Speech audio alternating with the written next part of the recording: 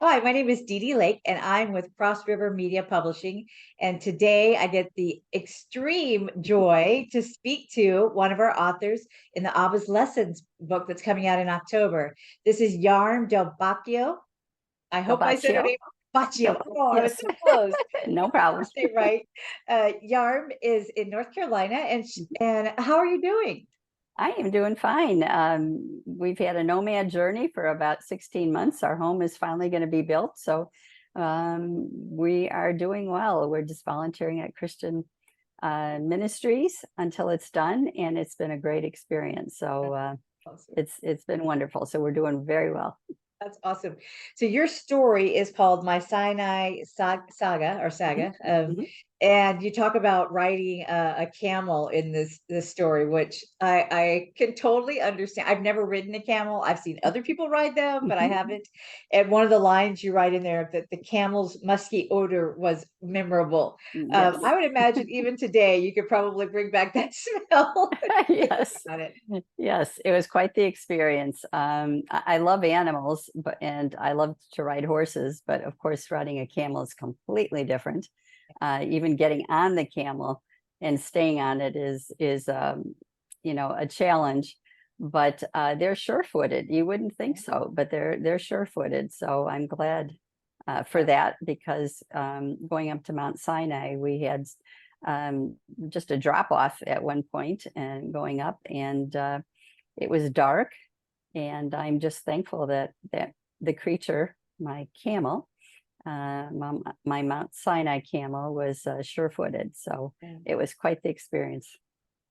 So tell us the lesson that you want people to get from the story that you wrote. Don't tell us the whole story, but just kind No, of, no, right. yeah. Yes. Yes. Well, eh, our family was in going up Mount Sinai. We had taken a trip into the promised land, basically from Egypt, Jordan to Israel.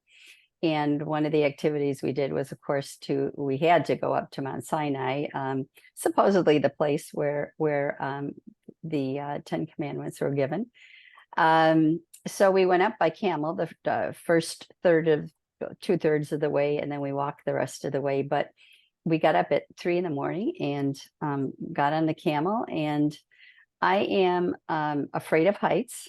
And I was having a little bit of Montezuma's revenge or Pharaoh's revenge from Yeah. Egypt. And I had arthritis. I had a lot of issues at the time. And the Lord just showed his mercy and grace during that trip. And I was able to relax with his grace and look up. And what I saw up there in the sky was absolutely amazing. And it just took my breath away. But I won't give too much of the story, but that's it. I mean, out there where there's, I'm assuming no lights, but except for the little lamps that they're carrying with them, Yes. and so to be able to say you're really trusting the animal, the guide, and of course the Lord and all of that, Yes. He's Yes. directing your path. Uh, I also read in your bio about you homeschooling or schooling 3 children in a Papua New Guinea mission jungle, a missionary jungle, Yes. or a jungle with missionaries. Uh, Yes. Mhm. did you live there in Papua New Guinea?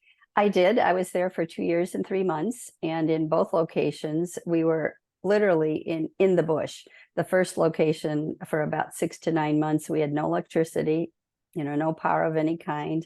Thankfully, we had a water tank, which gave us fresh water from rain, but quite isolated. And there again, the Lord showed his mercy and grace. I was single at the time. And he just, fulfilled desires. He showed himself faithful, and it was wonderful, wonderful experience. Well, I admire your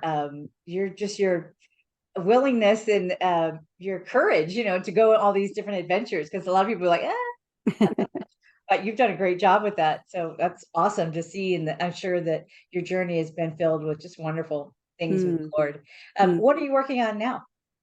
Now I'm a published author, a middle grade historical fiction called The Heart Changer, Nice. award-winning book. I love to find little kids in scripture and history who have made a huge impact. And in this book, I chose Naaman's wife's servant girl. I call her Miriam. She has no backstory. We don't know much about her other than she was an Israelite captive. And I felt bad for her because she has no backstory. So I gave her a backstory using scripture as a background and historical facts, and realizing she was a middle grader, probably around 12 years of age. Naaman destroyed her village, maybe killed her parents. And what would a middle grader feel about serving the woman of the wife of the very man that destroyed her life, basically? And I figured that she probably would need to have her heart changed. She would have been having angst. She would have been angry. And in order for her to change Naaman's life and lead him to Elisha, her heart had to be changed. And that's why I call it the heart changer. Love it. But now I'm changing direction and I'm writing for women. I'm a silver-haired girl, and I'm writing, yes, I love your hair. I'm writing to my silver sisters, and helping them to flourish abundantly in their silver years and beyond, with confidence and joy, using the principles of minimalism. And I've got 3 chapters written. I'm looking hopefully to be represented one day by an agent, and moving forward with that project. So that's awesome. So if you want to get a hold of you, what's the best way for them to do that? yes, well, on my website, jarmdelboccio.com, that's JARMDELBOCCIO.com. All my contact information is there about my books, and about there's a freebie there you can take advantage of. Sign up for my newsletter and blog posts, and that's the best way to find me. Awesome. Well, I admire you. Can't wait for the Silver Sisters book to come out. Because, I think that you have built the credibility of, taking advantage of opportunities and continuing that in our silver years. So way to go. I'm so proud of you. And thanks for sharing your journey with us. Oh, absolutely. Take care. Bye-bye.